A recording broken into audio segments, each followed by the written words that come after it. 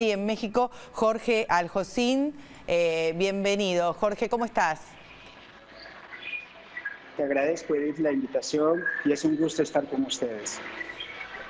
Bueno, México cumpliendo un poco lo que viene haciendo históricamente, que es ofrecerle asilo político al que lo necesite. Esta vez, Evo Morales, que acaba de aterrizar en suelo mexicano después de muchas complicaciones. ¿Qué se dice por allí? Efectivamente, es parte de la tradición del gobierno mexicano y que es congruente con lo que establece la Constitución de nuestro país, específicamente en el artículo 15, y que también encuentra concordancia con la Ley de Refugiados en su artículo 2 y también con los tratados internacionales que ha suscrito México y en especial con las directrices que ha establecido el ACNUR, que es esta agencia de refugiados de parte de la ONU. Pero aquí hay que establecer algo que es fundamental y que nos regresa al origen. ¿Quién llegó a esta crisis del presidente Morales? Me parece que es fundamental la existencia de un Estado de Derecho y el establecimiento de un catálogo.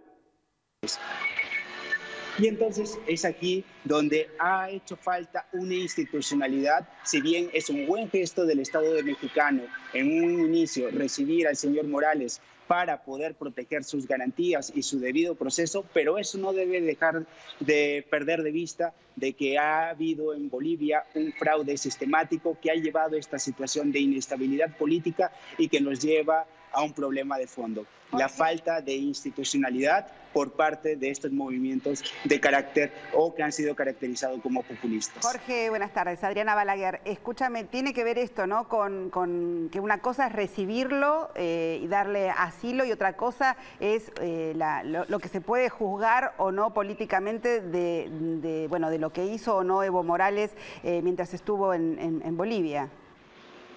Estoy totalmente de acuerdo. Esto no puede prejuzgar ni puede soslayar el cúmulo de irregularidades que hubo en las elecciones recientes del 20 de octubre. Aquí es necesario que el gobierno mexicano guarde cautela y que no politice el tema. Y es necesario también investigar y procurar justicia, y no solamente justicia, sino estabilidad, sobre todo porque tenemos un importante germen en la región, que es el populismo. No importando que sea de derecha o de izquierda, se está promocionando un culto a las personas donde la institucionalidad ha sido dejada de lado, y este es un llamado de atención no solamente para Bolivia, sino para todos los países de la región, para no caer en tentaciones autoritarias que al final del día no nos lleven a respetar los derechos humanos y los derechos políticos de las personas.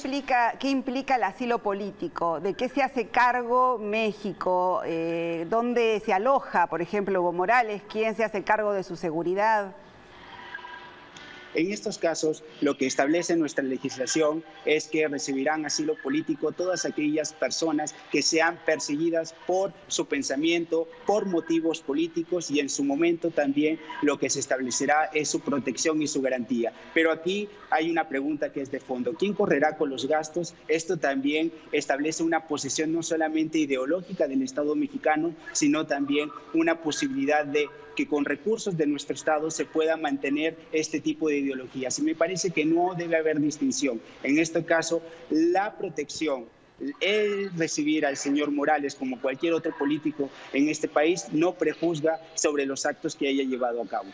Pero ¿no pensás que había otras formas de llegar a un acuerdo con respecto a lo que estaba pasando en Bolivia? El mismo Evo Morales había admitido que el viernes había llamado nuevamente a elecciones con nuevos actores políticos, de alguna manera admitiendo que las elecciones que habían ocurrido, admitiendo ese informe de la OEA que habían comprobado el fraude, y él por eso llamaba nuevamente a elecciones. ¿No había otra forma de solucionar este conflicto que estaba teniendo, este conflicto cívico que estaba teniendo Bolivia, que de esta manera como se hizo?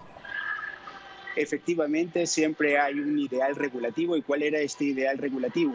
El ideal era que hubiera una salida institucionalizada, pero también habrá que decirlo, esto no se pudo dar porque el propio señor Morales propició todas las condiciones para que no se pudieran respetar sus garantías y él mismo propició este clima de violencia. Me parece que se debe observar desde los dos lados. Por un lado, castigar severamente las irregularidades, este fraude sistemático que se dio durante las elecciones, pero también habrá que decir que la salida, las vías armadas parecían desterradas de Latinoamérica y en este sentido habrá que decir, hay una falta de instituciones en nuestra región y sobre todo que son alentadas por el culto a las personas que no están respetando las leyes y que no están fortaleciendo los órganos de justicia. Y nos encontramos con congresos, con poder judicial que son a modo y que no respetan algo que es original, que viene desde la Declaración de Derechos del Hombre y del Ciudadano. Una constitución que no asegure la división de poderes y que no respete el catálogo de derechos humanos de las personas, simplemente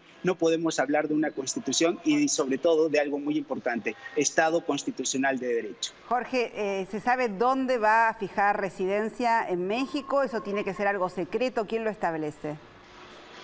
En este momento el tema está siendo manejado por la Secretaría de Relaciones Exteriores por instrucciones del presidente López Obrador. Hasta el momento se guarda secrecía total sobre este tema y simplemente se ha caracterizado la llegada del señor Morales como un periplo y se ha tratado de victimizar a su persona. Y creo que es aquí donde el gobierno debe tomar una distancia, ver el tema de manera más objetiva y sobre todo respetar sí la ley, recibirlo, garantizar su protección, pero de ahí en fuera esto no puede llevar a calificar esto como un golpe de Estado y golpear también a una institución que es muy importante, la Organización de Estados Americanos. Será en este propio seno, a partir de la Carta Democrática, donde se determinará si el señor Morales vulneró o no los derechos políticos de todos los bolivianos. Bueno, justamente ese es el debate que se está dando aquí en la Argentina acerca de si fue o no un golpe de Estado.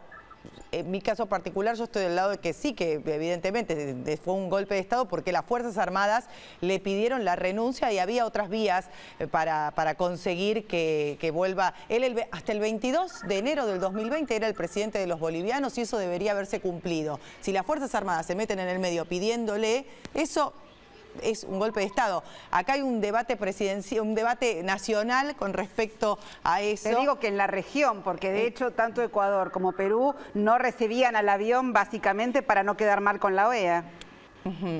Claro, es un debate. Bueno, Jorge, efectivamente. Sí, se seguirá hablando justamente de este tema y este debate que se da en toda Latinoamérica. Muchas gracias por estos minutos. Y bueno, ya sabemos entonces que Evo Morales acaba de llegar a suelo mexicano, tiene asilo político, resta saber quién corre con los gastos de todo lo que esto significa. El avión, tengo entendido que era mexicano, el avión era mexicano que lo trasladó y que tuvo las dificultades del caso para llegar, porque bueno, fue un periplo realmente muy largo, pero bueno, interesante esto que nos planteaba recién Jorge desde México y que tiene que ver con una cosa es aceptar el asilo político casi como una causa humanitaria y otra es jugar políticamente frente a esta situación, ¿no? Porque eso es lo que pretenden, obviamente debe estar también en México divididas las opiniones, pero un sector por lo menos de los mexicanos, ¿no? De no meterse políticamente y no zambullirse políticamente. Muchas gracias, Jorge.